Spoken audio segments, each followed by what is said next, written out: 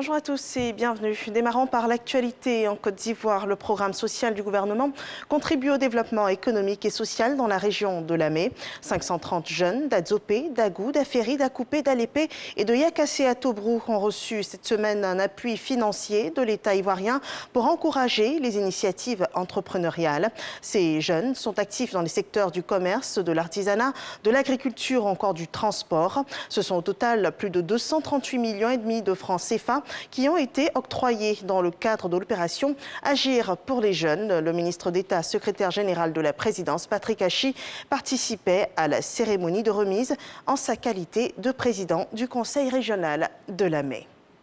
La politique d'autonomisation de la jeunesse concerne également les start-up. Un fonds spécial de 500 millions de francs CFA est mis à disposition des entrepreneurs ivoiriens par le gouvernement pour les accompagner dans leur parcours. Des précisions sur ce sujet sont données par Cheikh Koné. Ils sont jeunes, ils débordent aussi bien d'énergie que d'idées innovantes. Mais dans leur parcours entrepreneurial, très peu de startups rencontrent le succès. La raison, le manque de financement et d'encadrement, une difficulté qui vient enfin de trouver une issue. J'instruis les services de mon département ministériel à l'effet de la mise en place d'un fonds spécial pour vos startups. Et ce fonds va s'élever dans un premier temps à 500 millions de francs CFA. Donc, sur les 2 millions...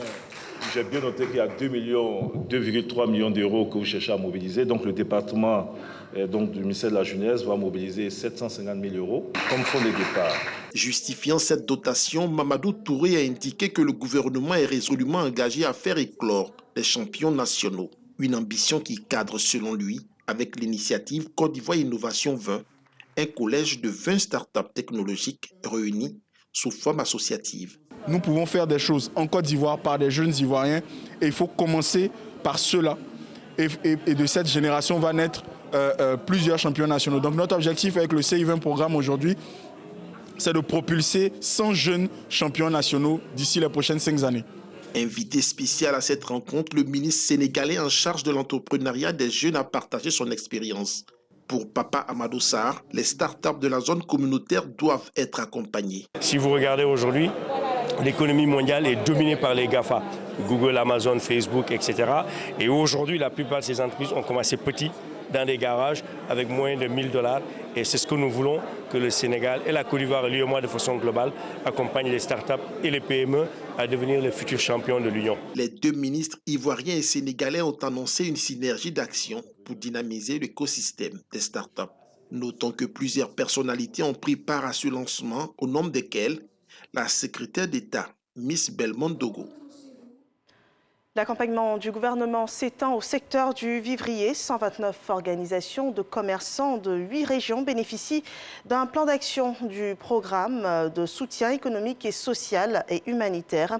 Un plan d'aide initié par le gouvernement ivoirien pour relancer la production nationale qui subit en ce moment les effets du coronavirus.